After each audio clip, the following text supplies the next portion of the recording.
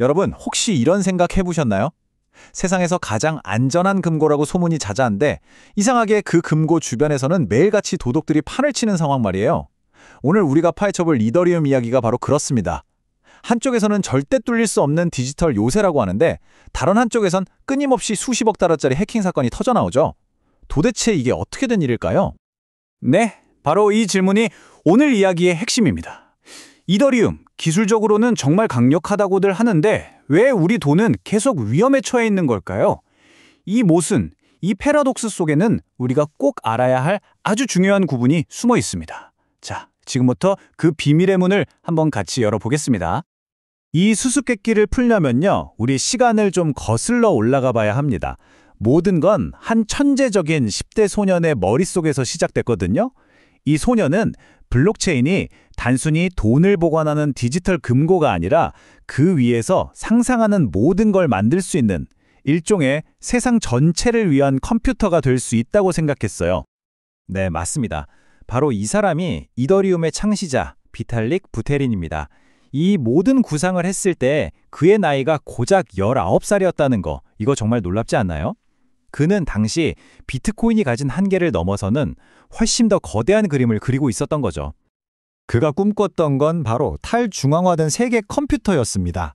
이게 무슨 말이냐면요, 비트코인이 디지털 금처럼 오직 화폐 기능에만 집중했다면 이더리움은 그 위에 금융, 게임, 아니면 신분증까지 우리가 상상할 수 있는 거의 모든 프로그램을 누구나 자유롭게 만들고 실행할 수 있는 거대한 플랫폼이 되길 바랐던 겁니다. 그리고 이 엄청난 비전은 정말 놀라운 속도로 현실이 되어갔습니다.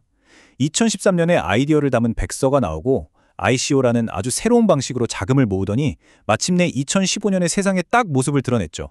그리고 시간이 흘러서 2022년에는 더머지라는 정말 역사적인 업그레이드를 성공시키면서 기술적으로도 한 단계 더 점프했고요. 지금의 이더리움이 바로 그렇게 만들어진 겁니다. 여기서 진짜 중요한 게 뭐냐면요, 이렇게 만들어진 이더리움의 핵심 시스템, 그러니까 블록체인 그 자체는 정말로 단단하다는 겁니다. 전 세계에 흩어져 있는 수천, 수만 대의 컴퓨터들이 서로의 장부를 계속 대조하고 검증하거든요. 그래서 누군가 혼자서 이걸 조작한다는 건 사실상 불가능에 가까워요. 우리가 말하는 디지털 요새가 바로 이겁니다. 그런데 말이죠, 이 완벽해 보였던 요새에 금이 가기 시작합니다. 그것도 전혀 예상치 못한 곳에서요. 이더리움의 역사, 아니 어쩌면 블록체인 전체의 운명을 바꿔놓은 결정적인 사건이 터지고 맙니다. 2010년 무려 5천만 달러. 당시 우리 돈으로 수백억 원에 달하는 어마어마한 돈이 순식간에 사라졌습니다. 이 사건이 바로 그 유명한 더 다오 해킹 사건인데요. 당시 암호화폐 세계는 정말 엄청난 충격에 빠졌죠. 자, 여기서 드디어 우리가 찾던 패러독스의 첫 번째 단서가 나옵니다.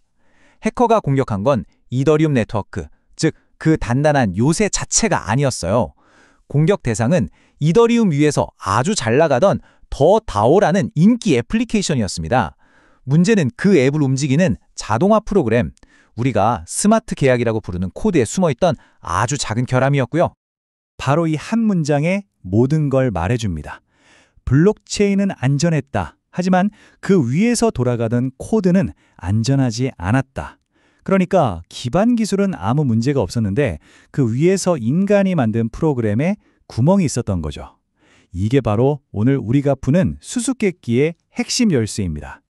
이 해킹 사건 때문에 커뮤니티는 엄청난 딜레마에 빠졌습니다. 한쪽에서는 코드가 곧 법이다. 블록체인에 한번 기록된 건 절대 인간이 건드려서는 안 된다는 원칙을 지켜야 한다고 목소리를 높였죠. 반면에 다른 쪽에서는 아니다. 이건 잘못됐다. 피해자들을 구하기 위해 우리가 개입해서 해킹을 없었던 일로 되돌려야 한다고 맞섰습니다.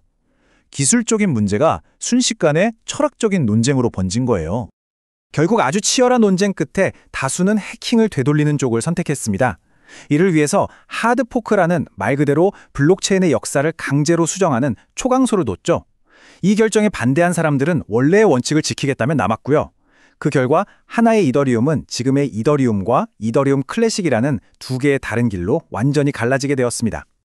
자, 이게 그냥 먼 옛날 이야기 같으세요? 천만에요. 더 다오 해킹이 우리에게 남긴 교훈은 지금, 오늘날에도 똑같이 적용됩니다.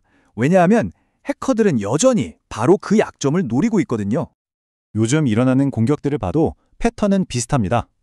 첫째, 다오 해킹 때처럼 디파이라고 불리는 금융 서비스의 스마트 계약 코드, 그 허점을 파고드는 공격이 있고요. 둘째, 아예 블록체인이 아니라 우리가 쓰는 중앙화된 거래소 서버를 직접 공격하는 경우도 많죠. 마지막으로 우리가 보는 웹사이트 화면만 교묘하게 바꿔치기해서 돈을 빼돌리는 프론트엔드 공격도 기승을 부립니다. 자, 여기서 공통점이 보이시나요? 전부 이더리움이라는 요새 자체를 공격하는 게 아니라 그 주변에 있는 서비스나 애플리케이션을 노린다는 겁니다.